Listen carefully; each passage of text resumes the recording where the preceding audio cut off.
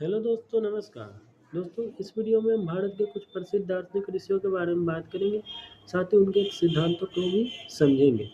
तो चलिए वीडियो को शुरू करते हैं। सबसे पहले जानते हैं महर्षि पतंजलि के बारे में। महर्षि पतंजलि को योग दर्शन का प्रवर्तक माना जाता है। योग दर्शन का अर्थ होता है दोस्तों वैसा दर्शन जो मनोविज्ञान और शारीरिक विज्ञान को जोड़ता है। वह यह बताती है दोस्तों कि जो मन के विचार है वो कैसे शरीर की बीमारी का कारण बनता है और उसे कैसे ठीक किया जाए।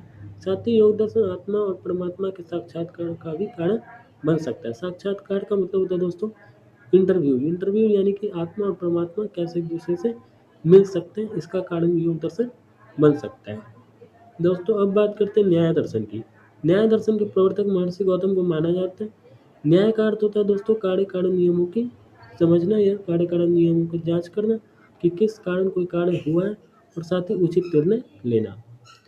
दोस्तों अब बात करते हैं उत्तर मीमांसा की। उत्तर मीमांसा के रचनाकार वादरायण है, जबकि पूर्व मीमांसा के रचनाकार जैमिनी है। उत्तर मीमांसा और पूर्व मीमांसा ये दोनों उपनिषदों का सार है। वादरायण को कई जगहों पर वेद व्यास के भी नाम से जाना जाता है।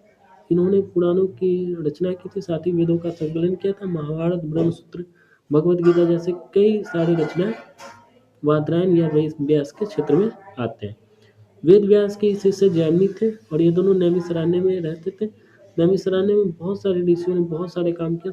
यहीं इसी जगह पे वेदों का संकलन हुआ था, पुराणों की रचना हुई थी, उपनिषदों की रचना हुई थी और बहुत सारे ग्रंथ और महाकाव्य लिखे गए थे। दोस्तों अब बात करते हैं कनाद की। कनाद ने परमाणु सिद्धांत दिया था। परमाणु यानी कि जो सृष्टि है उसका सबसे सूक्ष्म कण अणु है।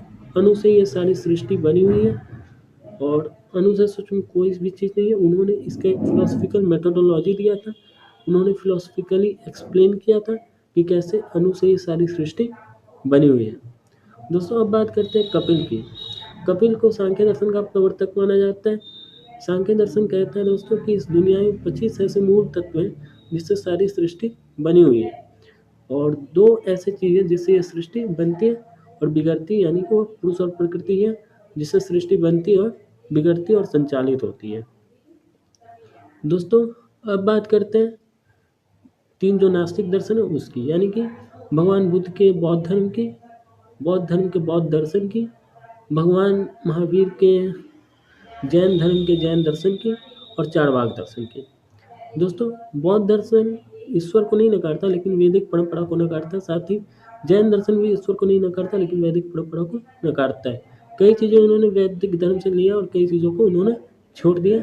इनको जो सही लगा इन दोनों बौद्ध धर्म और जैन धर्म को वो उन्होंने एक्सेप्ट किया और जो इन्हें लगा है कि ये चीज़ें अब नहीं रही है समय के साथ इन लोग इन चीज़ों में परिवर्तन करना चाहिए, उन चीज़ों में परिवर्तन किए और कुछ चीज़ें हटाने वाला लगा इनको तो वो हटा भी दिए हैं।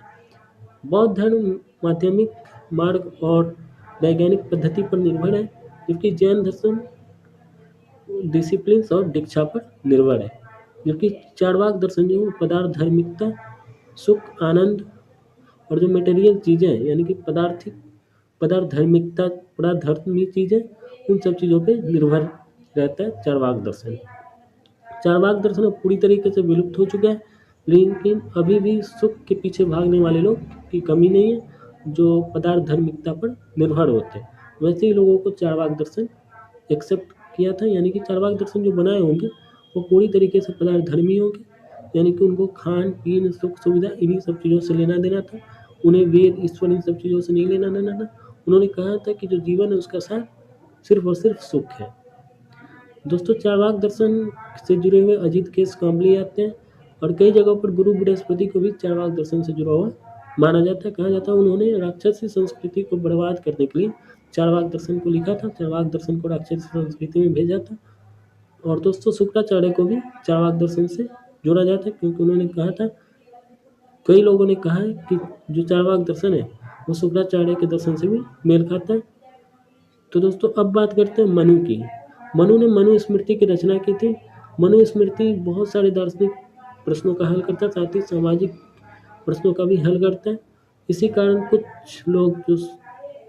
कुछ लोग मनुस्मृति की कुछ चीज़ें पसंद करते हैं, कुछ चीज़ें नहीं पसंद करते। बहुत विवादित पुस्तक है, लेकिन एक महान दार्शनिक के रूप में मनु को जाना जाता है। दोस्तों अब बात करते हैं अष्टावक्र की। दोस्तों अष्टावक्र का शरीर पूरी तरीके से टेढ़ा मेढ़ा था, जिस कारण लोग उन्हें पसंद नहीं करते थे, लेकिन उनका दर्शन आज भी लोगों के लिए उपयोगी है। अष्टावक्र गीता में जनक के साथ उनका संबंध आज भी लोगों के प्रिय विषय बना हुआ है। उन्होंने आत्मा, परमात्मा, जीवन सब चीज़ों को बहुत अच्छे से एक्सप्लेन किया है अष्टावक्र गीता में। दोस्तों अब बात करते हैं याज्ञवल्क्य। याज्ञवल्क्य एक महान दार्शनिक ऋषि थे।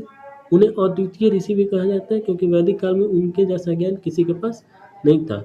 उन्हें गुरु के श्राप के कारण सारा ज्ञान गुरु को वापस करना पड़ा, लेकिन सूर्यदेव की कठोर तपस्या के बाद उन्होंने अलौकिक और अतुलनीय ज्ञान प्राप्त किया था। उनकी पत्नी मैत्रेयी थी, जिनके साथ उन्होंने संवाद हुआ था कि लक्ष्मी बड़ी है या अमृत, और उन्होंने एक बीज का मार्ग खोजा था। बहुत अच्छे से एक्सप्लेन किया गया है उपनिषदों में कि कैसे मैत्रेयी ने प्रश्न किए। मैत्रेयी को महान विदुषी के नाम से जाना जाता है, और जो याज्ञवल्क्य थे वो महान दार्शनिक ऋषि थे। उन्होंने सारे प्रश्नों का उत्तर दिया था। दोस्तों जो गार्गी वह भी एक महान विदुषी थी, और उनका भी जो याज्ञवल्क्य के साथ एक संबंध था।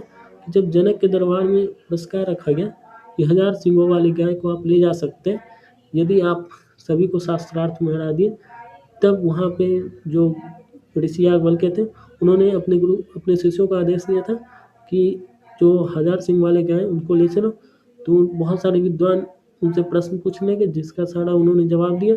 फिर गार्गी ने भी कुछ जो अलौकिक प्रश्न होते हैं, गूढ़ रहस्य होते हैं, उन्होंने पूछा था, और उन्होंने गार्गी को भी संतुष्ट कर दिया, और साथ ही सारे जो वहाँ पे विद्वान बैठे थे उन्हें भी संतुष्ट कर दिया था।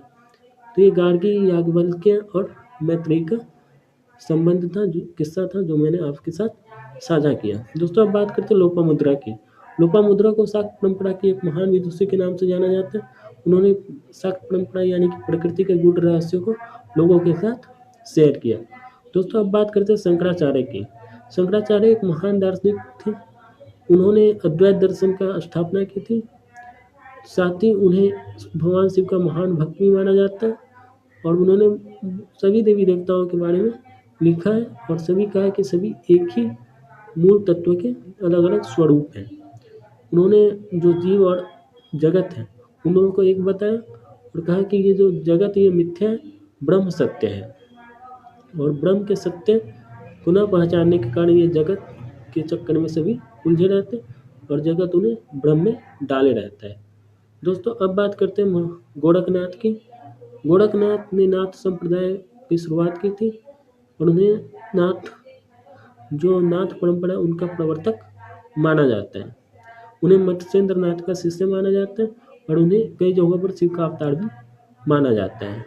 दोस्तों अब बात करते हैं महर्षि विश्वामित्र की। विश्वामित्र एक महान दार्शनिक ऋषि थे। वह वैज्ञानिक ऋषि के भी नाम से जाने जाते हैं, क्योंकि उन्होंने बहुत सारे अस्त्र शस्त्रों का निर्माण किया और धनुर्वेद की शिक्षा भी दी। दोस्तों उनका मेन जो कार्य है वह गायत्री मंत्र की रचना है। गायत्री मंत्र की रचना के कारण उन्हें एक महान दार्शनिक ऋषि के रूप में जाना जाता है। तो दोस्तों उम्मीद करता हूँ वीडियो आप लोग को पसंद आई होगी, जिसमें मैंने बहुत सारे दार्शनिक ऋषियों के बारे में बात की। यदि ये वीडियो पसंद आई तो वीडियो को लाइक कीजिएगा, शेयर कीजिएगा और चैनल को सब्सक्राइब कीजिएगा। जय हिंद।